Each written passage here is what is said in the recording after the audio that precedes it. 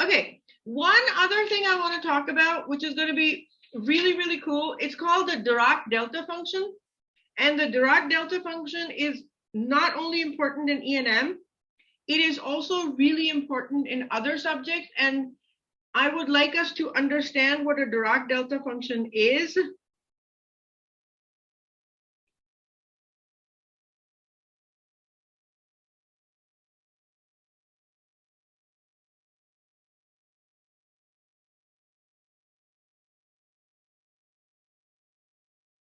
The Dirac delta function.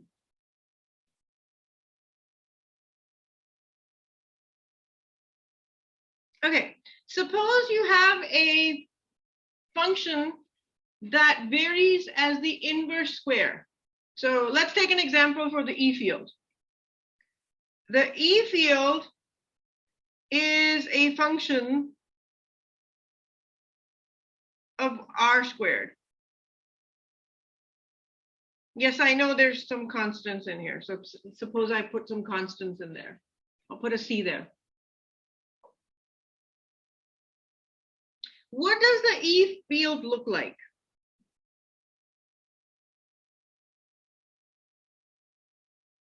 And then it becomes smaller as you go out, it becomes smaller as you go out.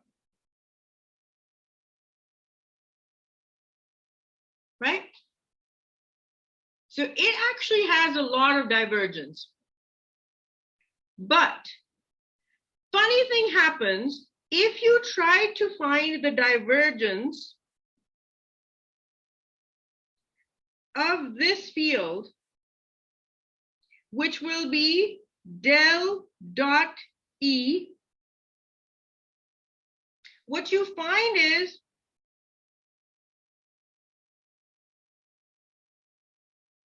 how could that be true?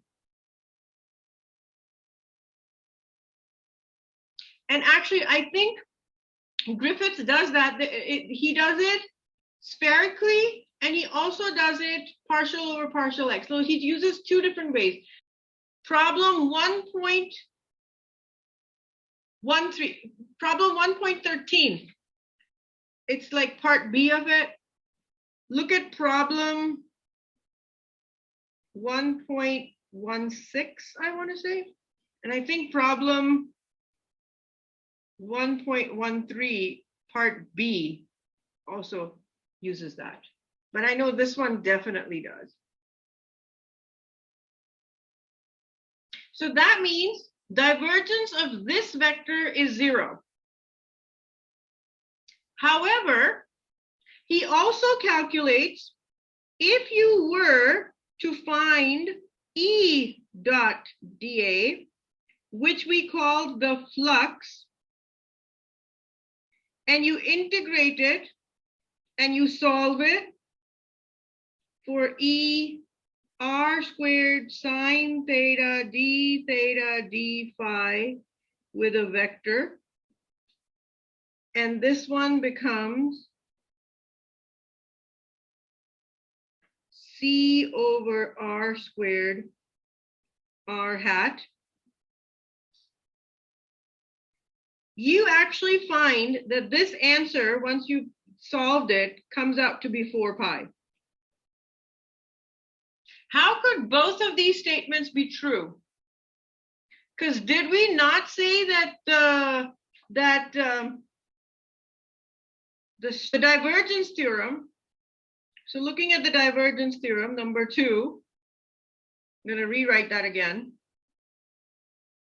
So the divergence theorem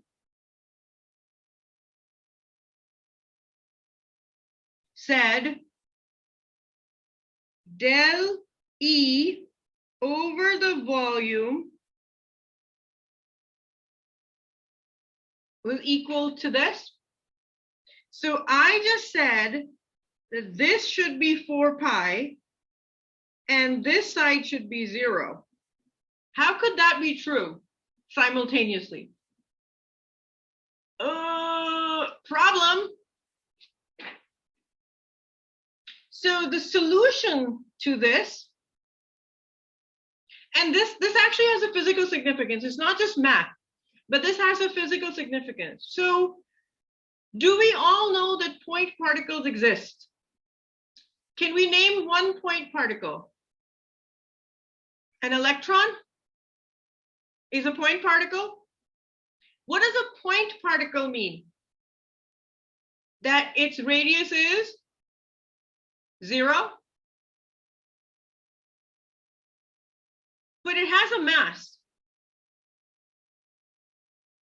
So that means it also has a density. And density is what? Mass per unit volume. Volume has R. R is 0. Let me write that down. So point particles have R that is 0. But electrons have a mass, which implies that electrons also have a density.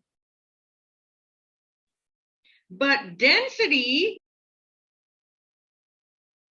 is mass over volume. But volume of a point particle should be 0. Because R is 0. So is density infinity now? Or undefined? Or however you want to say it. Nick, what would be the proper way of saying it? So it's mass over 0. Be undefined, yeah. It'll be undefined, right? So how do we fix this problem?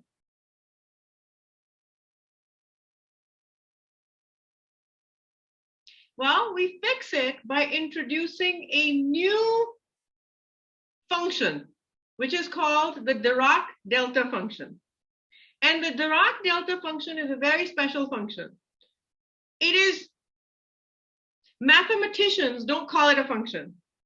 They call it a generalized function, or they would rather call it a distribution. And so what Dirac delta functions do is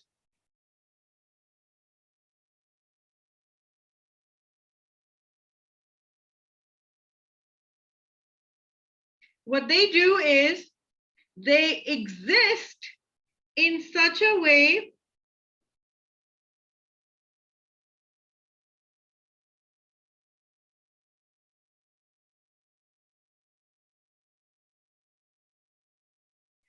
as long as the point that you are looking for exists within the limits of integration, your function takes on that value. And so how we define it is that your function is 0 everywhere except at x equals a. And that's just one point where it could exist. And that takes care of our density going to undefined issue because your volume was 0, because your R was 0. And this Dirac delta function in 3D can be written as all space f of R cube R minus a equal f of a, where these are all vectors.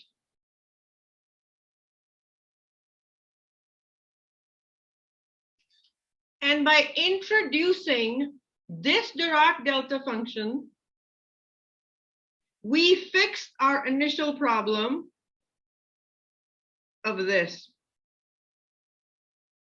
and that. And how do we fix it? We fix it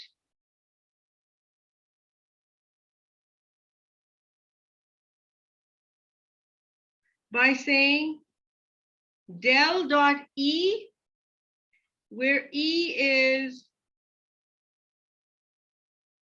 C over R squared R hat, is actually 4 pi R.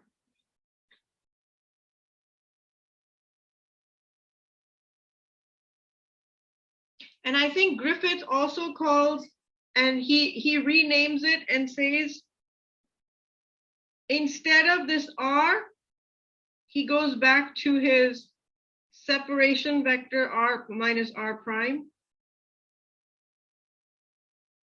which we will start talking tomorrow about.